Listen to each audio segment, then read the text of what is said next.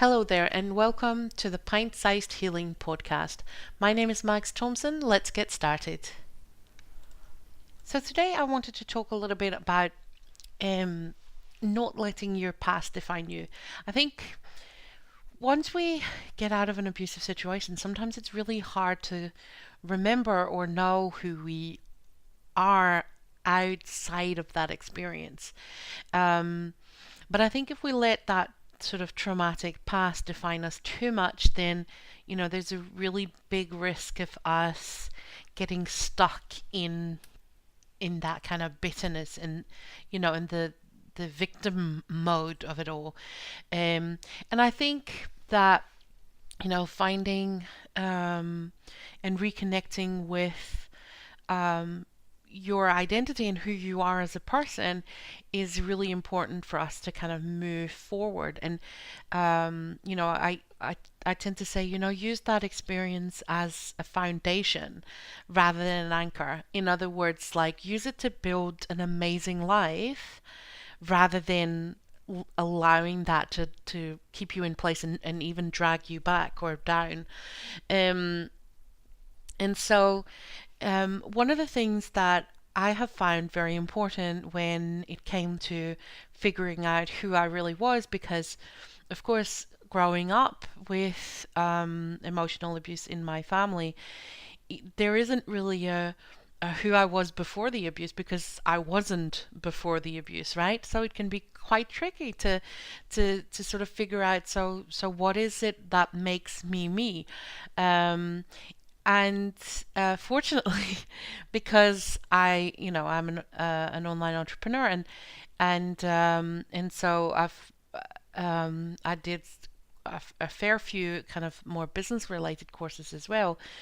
And one of the things that really struck me was all the training that you do in terms of getting to know yourself better, and and of course, when it comes to business, you start looking at your unique selling points and those kind of things. And obviously, your personal identity, you don't have to figure out how you can monetize on your personality, although if you want to, be my guest. But some of the techniques and some of the ideas that came from that really did help me kind of understand better the components that make up my personality.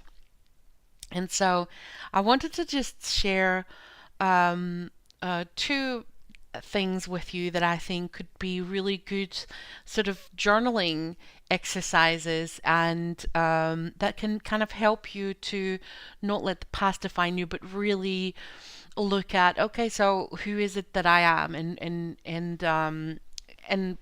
where do I, and not just who am I, but who do I want to be? So we'll start with who am I, and this is an oldie but goodie from the business world, and it's just a really simple SWOT analysis. So strengths, weaknesses, opportunities, and threats. And this can be a little bit daunting, because I think we have a tendency to kind of lean into the negative aspects of ourselves a little bit too much. So if you're going to do a SWOT analysis, make really sure that even if you set yourself kind of, if you're in that mood where you're like, okay, I can think of like 10 weaknesses for every one strength, then set yourself the challenge to come up with at least 2 strengths for each weakness that you list, and go through it. And what often helps is to start with quite tangible things. Maybe look at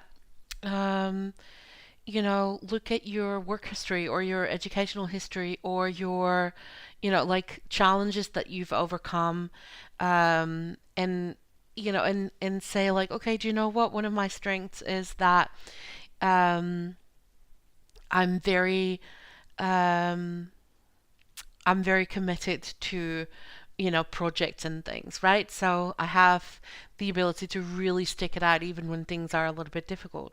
That could be a really strong character trait. And, well, I mean, I don't have to give you examples of character traits. I'm sure that you can figure some out. And then, so strengths, weaknesses of your personality, of your character, who you are. And then usually the SWOT analysis also looks at opportunities and threats.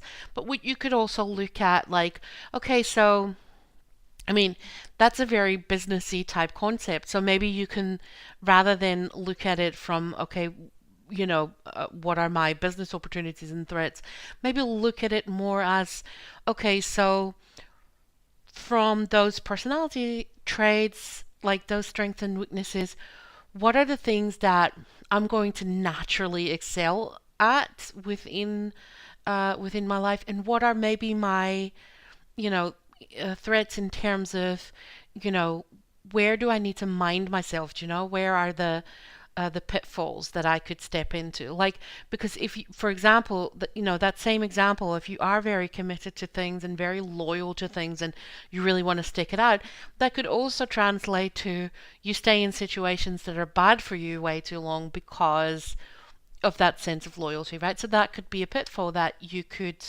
identify as, okay, that's something that maybe I need to be a little bit aware of.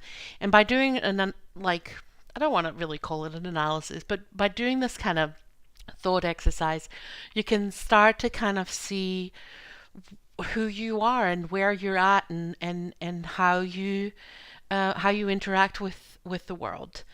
And maybe then the next step could be to look at, but who do I want to be in the world, right? So what are the values that I want to carry forth in my life? And you know what, write a personal mission statement. I mean, Google that term and there will be like a ton of worksheets and stuff like that that can help you out with it. But it really is just coming up with like a sentence or two that really talks about who you want to be, how you want to present yourself, and how do you want to be known in the world.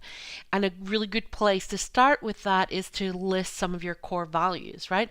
So what are the things that you find so important in your life that you want to be known as the person who has those values, and who really lives by those values.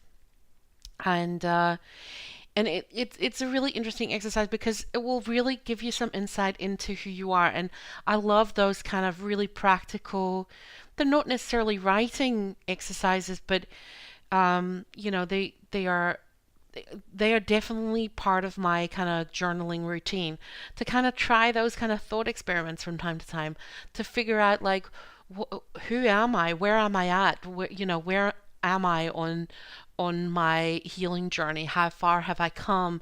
Who do I want to be? How do I want to be known? Or those kind of things. It's really interesting, and I mentioned a couple in the journaling book as well, and also in the journaling module for the Healing Academy that is coming out later this month. So hopefully you'll check those out as well. And for now, I hope you have fun to look at your identity post abuse. Good luck, and see you next week.